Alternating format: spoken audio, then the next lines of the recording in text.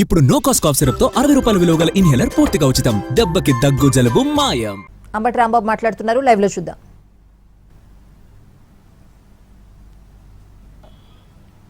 Release అయ్యేంత వరకు ప్రతి క్షణం లీగల్ టీంతో ప్రతిరోజు ఒక బాధ్యతగా తీసుకొని లీగల్ టీంకి అలర్ట్ చేస్తూ వచ్చినటువంటి గౌరవనీయులు మాజీ ముఖ్యమంత్రి గారు, మా నాయకుడైన జగన్మోహన్ రెడ్డి గారికి, దానితో పాటు చాలా స్ట్రాంగ్ టీమ్గా తయారైంది legal team YSR Congress party. ఎందుకంటే కూటమి ప్రభుత్వం వచ్చిన దగ్గర నుంచి బెయిల్ వేయటం, క్వాష్ వేయటం, దీనిలో చాలా ఎక్స్పీరియన్స్ సాధించారు.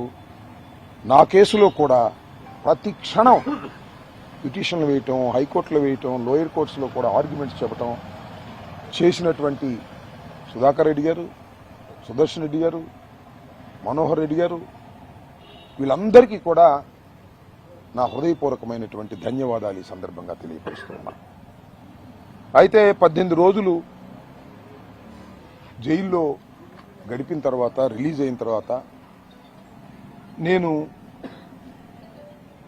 20వ తారీఖున ప్రెస్ మీట్ పెట్టి చాలా విషయాలను మీ ద్వారా రాష్ట్రంలో ఉన్న ప్రజానీకానికి వివరించేటటువంటి ప్రయత్నం చేశాను. ఇప్పుడు నేను ప్రత్యేకంగా ఈ రాష్ట్ర ముఖ్యమంత్రి నారా చంద్రబాబు నాయుడు గారు చాలా సీనియర్, సుదీర్ఘమైన కాలం ఉమ్మడి రాష్ట్రానికి, ఆంధ్రప్రదేశ్కి ముఖ్యమంత్రిగా పనిచేసినటువంటి వ్యక్తి.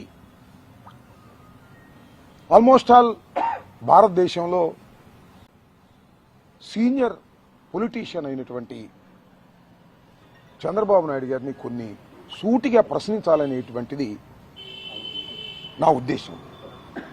దానికోసమే ప్రత్యేకంగా ఈ మీడియా సమావేశాన్ని నేను ఆహ్వానించడం జరిగింది.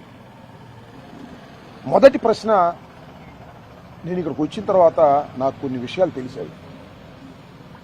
నేను చాలా బాధపడ్డాను. అదేంటంటే 11:30కి నన్ను తీసుకువెళ్ళిన తర్వాత, 11:20 నిమిషాలకి నన్ను ఇక్కడి నుంచి అరెస్ట్ చేసి తీసుకువెళ్ళిన తర్వాత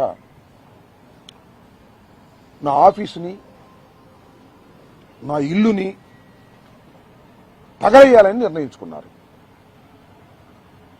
అది మాకున్నటువంటి సమాచారం ఇంట్లో ఉన్నటువంటి వారికి. అప్పుడు దాకా నా భార్య, నా పిల్లలు దానిలో ఉంటే వెనుక నుంచి ఎవరో సహాయం తీసుకొని స్కూటర్ మీద వెళ్ళిపోవాల్సిన పరిస్థితి ఏర్పడింది. మా ఇంట్లో నుంచి నా భార్య, నా కూతురు, నా మనవళ్ళు, మనవరాళ్ళు ఎక్కడికో వెళ్ళి తలదాసుకోవాల్సి వచ్చింది భయం పుట్టి. అంటే ఇల్లు తగలేస్తారు, బర్న్ చేసేస్తారు, సజీవ దహనం చేసేస్తారు అనేటువంటి రూమర్స్ వచ్చాయి. నేను ఒకటి సూటిగా గౌరవనీయులైనటువంటి ఈ రాష్ట్ర ముఖ్యమంత్రి గారిని అడుగుతా ఉన్నా, ఆయనే బాధ్యుడని కూడా చెప్తా ఉన్నా. ఇప్పుడైనా పోలీసులు ఇంత నిర్వీర్యంగా ఉన్నారా? 4:30 గంటలకు నేను ప్రెస్ మీట్ పెట్టా. చేసింది పొరపాటు, ఆవేశంలో, స్పర్ ఆఫ్ ది మూమెంట్లో నేను మాట్లాడాను, అది తప్పు అని చెప్పా. ఖచ్చితంగా 5ంటికి దాడి ప్రారంభించారు. ఎప్పుడు ముగిసిందండి? 12 తర్వాత ముగిసింది. ఇంతసేపు పోలీసులు ఎందుకు నిర్వీర్యంగా ఉన్నారు? నేను ఆరోపిస్తున్నా, వాళ్ళు నిర్వీర్యంగా ఉండటానికి కారణం మీ ఆదేశాలు, మీ అబ్బాయి ఆదేశాలు. కాదంటే చెప్పండి సార్. నారా చంద్రబాబు నాయుడు గారు సమాధానం చెప్పండి. దీనికి మీరు సమాధానం చెప్పాలి. ఈ రాష్ట్ర ముఖ్యమంత్రిగా మీరు పరిపాలన, హోంమంత్రి కాదు, హోంమంత్రి ఇన్స్ట్రక్షన్స్ ఇవ్వలేదు హోంకి. డైరెక్ట్గా చంద్రబాబు నాయుడు గారు, లోకేష్ ఇన్స్ట్రక్షన్స్ ఇచ్చారు. మీరు కాముగా ఊరుకోండి, 7 గంటల సేపు అక్కడ పని సమాప్తం అయిపోతుంది. ఇల్లు తగలేసేస్తారు, బరం చేసేస్తారు కుటుంబాన్ని అనేటువంటి సందేశాలు మీరు ఇచ్చారనేది నా అభియోగం. కాదని చెప్పండి. చాలా చూసాం దాడులు. ఈ రాష్ట్ర రాజకీయాల్లో ఆవేశంగా నిర్ణయించుకున్న దాడులు నేను చూసాం. మా ప్రభుత్వంలో చూసాం, మీ ప్రభుత్వంలో చూసాం. వాటి నేచర్ ఏంటి? టకటకా ఒక 50 మంది 100 మంది 200 మంది వచ్చేస్తారు, టపటకా కొట్టేస్తారు, కార్లు దోషం చేసేస్తారు, పోలీసులు రాగానే పారిపోతారు. ఇది ఎక్కడిది? 5 గంటల నుంచి 12 గంటల వరకు పోలీసులు కూడా ఇక్కడే ఉన్నారు. మొత్తం చుట్టూరా పోలీసులు ఉన్నారు. నన్ను పోలీసులు తీసుకెళ్లారు. పోలీసులు ఏం మాట్లాడరు, లాఠీ జులిపించరు. జులిపిస్తారు ఎవరి మీద? వైఎస్ఆర్ కాంగ్రెస్ పార్టీ కార్యకర్తలు ఎవరన్నా వస్తున్నారేమో అని ఆ చివరి నుంచి జులిపిస్తారు. ఇదిగో ఇక్కడ నుంచి జులిపిస్తారు, లేదా సిద్ధార్థ నగర్ గేట్ దగ్గర జులిపిస్తారు. ఉన్న వైఎస్ఆర్సీపీ వాళ్ళు వస్తుంటే వీళ్ళని అటాక్ చేయడానికి వస్తున్నారేమో, రాంబాబు గారిని రక్షించడానికి వస్తున్నారేమోనని అక్కడ వాళ్ళని కొడతారు. ఇది చంద్రబాబు నాయుడు గారు మీ కుట్ర కాదా అని అడుగుతా ఉన్నా. కుట్ర కాదు అంటే 7 గంటల సేపు పోలీసులు ఎందుకు నిర్వీర్యంగా ఈ రాష్ట్రంలో ఉన్నారు? ఒక మాజీ మంత్రి ఇంటి మీద దాడి చేస్తున్నప్పుడు, పెళ్ళాం బిడ్డలు ఉన్నప్పుడు ఎందుకు మీరు నిర్వీర్యంగా ఉన్నారు చెప్పమని నేను అడుగుతా ఉన్నా. దీనికి సమాధానం చెప్పండి. ఈ యొక్క చెప్తున్నారు కదా కాకమ్మ కథలని రోజు చెప్తున్నారు మీరు. దీనికి సమాధానం చెప్పమని అడుగుతా ఉన్నా ఈ రాష్ట్ర ముఖ్యమంత్రి నారా చంద్రబాబు నాయుడు గారిని. అక్కడక్కడ అనిపిస్తున్నాడు ఆయన తాబేదారులు వాళ్ళ చెంచాలతో కులాల మధ్య తగాదా పెట్టడానికి అంబటి రాంబాబు గారు ప్రయత్నం చేస్తున్నాడు అని. ఇది నిజమా? కులాల ప్రస్తావన చేసింది ఎవరు మొట్టమొదట? నేను మొన్న కూడా చెప్పా. మీ ఆదేశం లేకోకుండానే కోర్టులో ప్రొడ్యూస్ చేసేటప్పుడు రిమాండ్ రిపోర్ట్లో అబద్ధాలు ఎందుకు రాశారంటున్నా.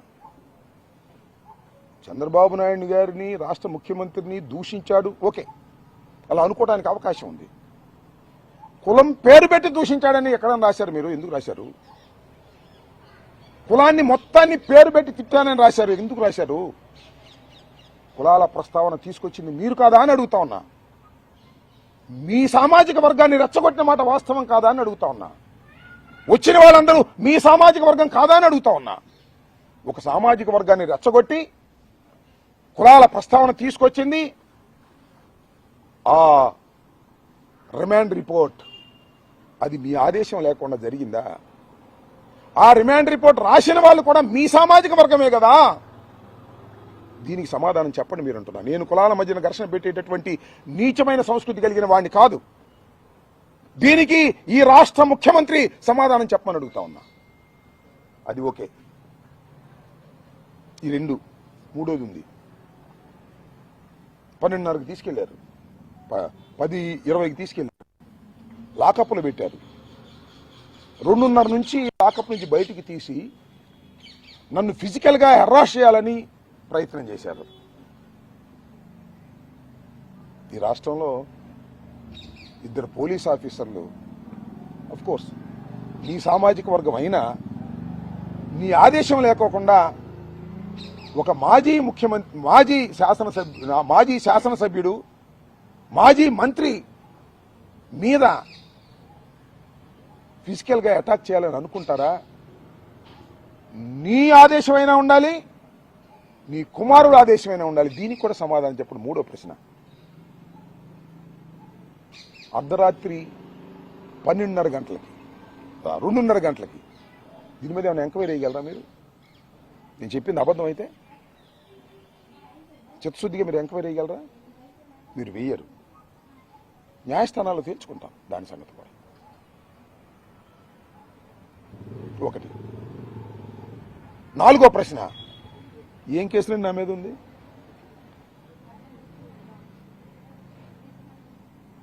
అన్ని simple sections, all are bailable.